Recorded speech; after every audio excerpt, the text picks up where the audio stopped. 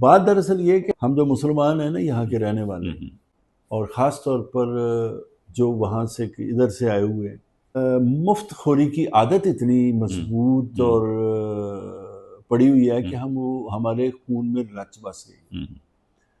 ہم لوگ وہاں سے آئے، ہجرت کی، یہاں آئے، یہاں منورٹی حکومت تھی، مغلوں کی تھی یا جس کی بھی تھی، وہاں بھائی بندے آئے اور ان کو نوازا گیا، اور اس طرح سے تو ہم ہمیشہ الیٹ ہی رہنا چاہتے ہیں، ہم ہمیشہ محنت سے کتراتے ہیں، ہم ہمیشہ ایزی منی کے پیچھے بھاگتے ہیں، ہم آسان راستے تلاش کرتے ہیں اپنی سروائیول کے لیے اور اپنی بڑھوتی کے لیے۔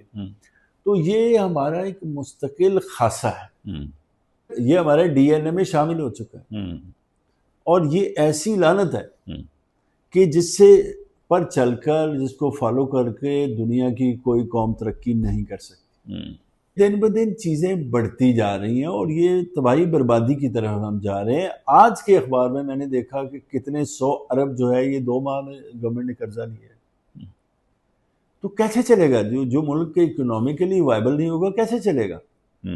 ہاں، اگر یہ ان کے کہنے پہ چلنا ہے جن کا انٹرسٹ تھا اس بات پہ، تو وہ تھوڑا بہت آپ کو دیتے رہیں گے، اور وہ آپ لوگوں کا چھوڑیں، لوگوں کا کیا ہے؟ اب ہر دفعہ ہمارے یہاں جو سب سے بڑا خطرناک سویلائز سوچ کو آگے نہیں بڑھنے دیا جاتا، ملٹرائز سوچ کو بڑھاوا دیا جاتا ہے۔ ملٹرائز سوچ کو آگے بڑھا کے کوئی قوم ترقی نہیں کر سکتی، جو مرضی کر۔ میں سمجھتا ہوں کہ اگر آپ پاکستان کے لوگوں کو فریڈم آف سپیچ نہیں دیتے تو سب سے بڑا ظلم تو یہی ہے، کیونکہ اس سے بات کرنے کا راستہ رکتا ہے، لوگ کھل کر بات نہیں کریں گے، اظہار نہیں کریں گے۔ اچھا، پھر دوسری بات کہ وہ باتیں، وہ سوچ جو ملک کی پسماندگی کا سبب بنی ہے، بدحالی کا سبب بنی ہے، اس سوچ کے اظہار پر کوئی پابندی نہیں ہے۔ وہ آپ ہر جگہ پہ کہہ رہے ہیں، یا تو مکمل طور پہ آپ پابندی لگا دیں کہ کوئی بندہ بول نہیں سکتا، میڈیا پہ پابندی لگا دیں، میڈیا ختم کر دینا چاہیے۔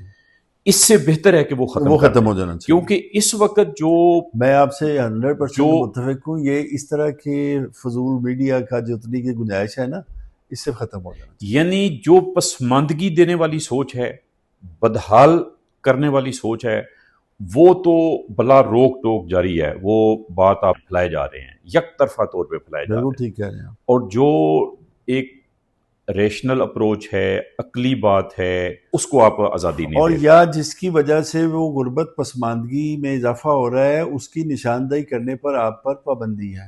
ہاں، تو یہ میں سمجھتا ہوں کہ بہت بڑا المیہ ہے، جو سب سے بڑی جو رکاوٹ ہے۔ یہ دیکھیے، بدقسمتی یہ ہے میاں صاحب، آج نہیں تو کل وہ کہیں کسی آدمی نے ایک مرغا پالا ہوا تھا، تو ایک دم اس کو خیال آیا کہ اس مرغے کا کیا کروں؟ اس نے چھری نکالی اور سامنے رکھ لی، اور مرغے سے کہا کہ بھئی دیکھیں، آپ بڑی بڑھ چڑھ کے اذانیں دیتے ہو، تو آج کے بعد اگر اذان دی تو یہ میں آپ کو ذبح کر دوں گا۔ مرغے نے کہا کہ جان بچانے کے لیے ضروری ہے کہ ہم اذان نہیں دیتے۔ اب وہ یہ ایک فطرت ہے۔